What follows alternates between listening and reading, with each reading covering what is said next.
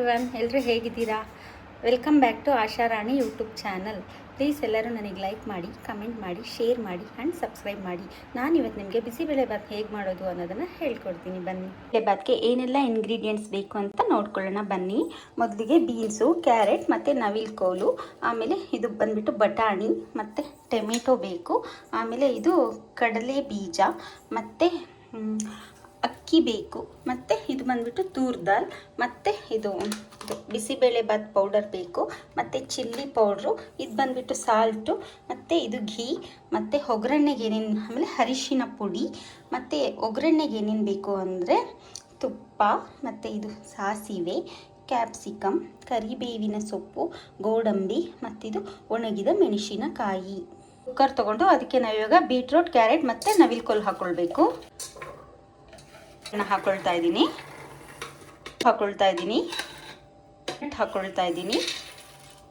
Salt ಹಾಕೋತಾ ಇದ್ದೀನಿ, ನೀರು ಆ್ಯಡ್ ಮಾಡ್ಕೊಳ್ತಾ ಇದ್ದೀನಿ. ನಿಮಗೆ ಗೊತ್ತಾಗುತ್ತಲ್ಲ ನೀರು ಎಷ್ಟು ಬೇಕು. ಬಿಸಿಬೇಳೆಬಾತಿಗೆ ತುಂಬಾ ನೀರು ಬೇಕು, ಹಾಗಾಗಿ ನಾನು 1.5 ಚೊಂಬಷ್ಟು ನೀರು ಹಾಕ್ಕೊಳ್ತಾ ಇದ್ದೀನಿ.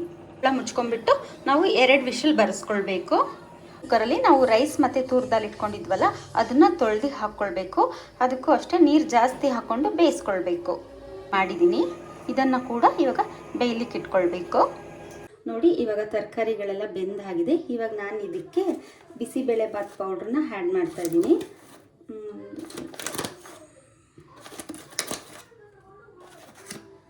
ಇದಕ್ಕೆ ಒಂದು 1/2 ಸ್ಪೂನಷ್ಟು ಚಿಲ್ಲಿ ಪೌಡ್ರ್ ಆ್ಯಡ್ ಮಾಡ್ಕೊಳ್ತಾ ಇದ್ದೀನಿ.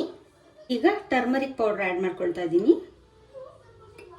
ಈಗ ಬೆಲ್ಲ ಹಾಕ್ಕೊಳ್ತಾ ಇದ್ದೀನಿ.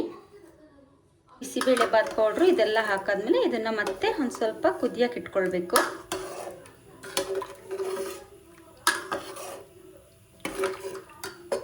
ದಾಲ್ ಮತ್ತು ರೈಸ್ ಬೆಂದಿದೆ. ಇದನ್ನ ಇವಾಗ ನಾವು ಇದಕ್ಕೆ ಆ್ಯಡ್ ಮಾಡ್ಕೊಳ್ಬೇಕಾಗತ್ತೆ. ನೋಡಿ, ಇವಾಗ ರೈಸ್ ಮತ್ತು ತೂರ್ ದಾಲ್ ಆ್ಯಡ್ ಮಾಡಿದ್ದೀನಿ. ನೋಡಿ, ಈ ರೀತಿ ಕನ್ಸಿಸ್ಟೆನ್ಸಿ ಬಂದಿದೆ. ಇವಾಗ ಇದಕ್ಕೆ ಒಗ್ಗರಣೆ ಕೊಟ್ಕೊಳ್ಬೇಕು. ಇವಾಗ ಒಗ್ಗರಣೆಗೆ ಒಂದು ಪ್ಯಾನ್ ಇಟ್ಕೊಂಡಿದ್ದೀನಿ. ಇವಾಗ ಒಗ್ಗರಣೆಗೆ ನಾನು ತುಪ್ಪ ಆ್ಯಡ್ ಮಾಡ್ಕೊಳ್ತಾ ಇದ್ದೀನಿ. ಈಗ ಸಾಸಿವೆ ಆ್ಯಡ್ ಮಾಡ್ಕೊಳ್ತಾ ಇದ್ದೀನಿ. ಅದ ನಂತರ ಕರಿ ಲೀವ್ಸ್ ಆ್ಯಡ್ ಮಾಡ್ಕೊಳ್ಬೇಕು. ಗೋಡಂಬಿಗಳನ್ನ ಆ್ಯಡ್ ಮಾಡ್ಕೊಳ್ತಾ ಇದ್ದೀನಿ.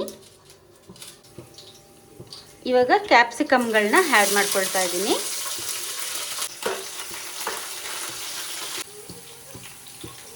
ಈಗ ಒಣಮೆಣಸಿನ್ಕಾಯಿಗಳನ್ನ ಆ್ಯಡ್ ಮಾಡ್ಕೊಳ್ತಾ ಇದ್ದೀನಿ. ಒಗ್ಗರಣೆನ ನಾವು ಬಿಸಿಬೇಳೆಬಾತಿಗೆ ಆ್ಯಡ್ ಮಾಡ್ಕೊಳ್ಬೇಕಾಗತ್ತೆ. ನೋಡಿ, ಈ ರೀತಿ ಕನ್ಸಿಸ್ಟೆನ್ಸಿ ಬಂದಿದೆ. ಒಗ್ಗರಣೆ ಹಾಕಿದ್ಮೇಲೆ ಇದನ್ನು ನಾವೀಗ ಇನ್ನೂ ಒಂದು 10 ನಿಮಿಷ ಕುದಿಸ್ಕೊಳ್ಬೇಕು. ಆಗ ಬಿಸಿಬೇಳೆಬಾತ್ ರೆಡಿ ಆಗೋಗ್ಬಿಡುತ್ತೆ. For watching. ಪ್ಲೀಸ್ ಎಲ್ಲರೂ ನನಗೆ ಲೈಕ್ ಮಾಡಿ, ಕಾಮೆಂಟ್ ಮಾಡಿ, ಸಬ್ಸ್ಕ್ರೈಬ್ ಮಾಡಿ ಆ್ಯಂಡ್ ಶೇರ್ ಮಾಡಿ. Thank you. ಬಾಯ್.